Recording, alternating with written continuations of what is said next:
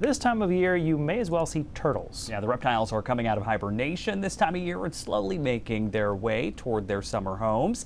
If you see a turtle by the side of the road, feel free to help it cross safely. Make sure to move them in the direction they're heading and grab the shells from the sides. That part's very important because if it's a snapping turtle, do not pick it up. You can urge it along with a tool, maybe a towel or a stick. Many turtles in Maine are listed as threatened, endangered, or of special concern. Sometimes, though, a turtle does get hit, and if they survive, they may wind up rehabilitating at a place like the Center for Wildlife in Cape Nettic. In 2022, News Center 8's Peggy Kaiser shared how they saved a snapping turtle's life.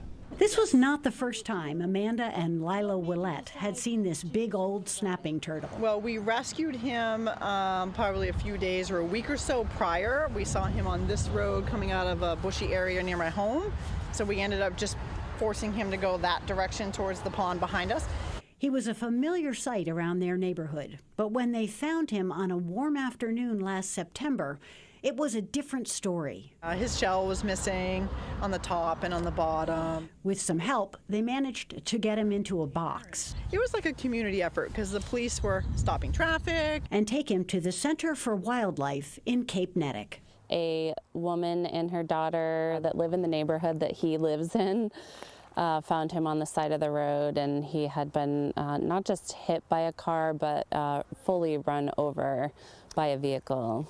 Turtles have a top shell and a bridge that connects down to their bottom shell. For this turtle, one entire side of his shell cracked open, revealing his body cavity. And he was even missing parts of his shell and skin from the trauma. You can estimate the age of a turtle by its size and by the scutes on their shell, like growth rings on a tree.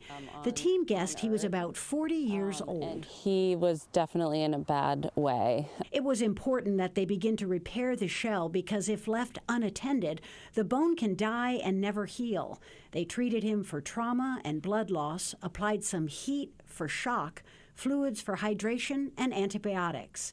The team got creative to try to seal off the body cavity. We were packing the wound. We ended up using like collagen strips, manuka honey. We even used beeswax and silver sulfadiazide, all sorts of things to pack the wound and to try to help seal off the body cavity to stop blood loss. But you also can't just repair the wound too quick, because if we just sealed it right away, we would trap in bacteria and infection. On day 4, he had surgery, and it was days before he was fully recovered from the anesthesia. The staff moved his legs to keep his blood pumping. Really pulled out all the stops for this guy. He just really drew us all in because he's just a special, ancient individual. A turtle shell is made out of bone, and the team pulled it together with brackets and bandages. Turtles are incredible at regenerating tissue and healing from wounds. He couldn't go into the water until his body cavity had sealed. Keeping him hydrated was a task. He was immobile, so the team had to protect him from getting what we think of as bed sores. Our team put corks lining on the bottom of his plaster in to actually keep his own body pressure off, which prevented sores from happening. All the while, his progress was documented on Facebook, where he had millions of hits of a video of him drinking water. The old turtle had become a bit of a celebrity. 220 days later, it was time to release him to a quiet pond that they think is his summer home. Bringing him there a bit early in the season means he'll have to cross that busy road one less time. Beeswax and cork.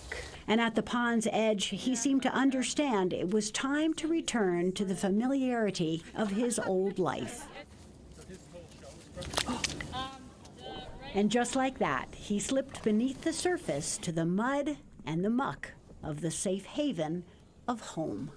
To think of him in basking in the sunlight and, regrowing all that algae and like basically a tiny ecosystem that he came in with on his shell, and eating wild foods and getting all the nutrients and minerals that he needs in the wild, that feels pretty awesome. That was Peggy Kaiser reporting there. Very rarely do we see these stories go full circle. I love the other that. end of it, yes. Yeah. The Center for Wildlife keeps a list of licensed wildlife rehabilitations on their website if you happen to come across a turtle that needs help. Again, be careful with those snapping turtles, though. They see us as predators and will defend themselves. Those are the tricky ones. If you spot an endangered or threatened turtle, you are encouraged instead to report that sighting on the Maine Department of Fish and Wildlife website.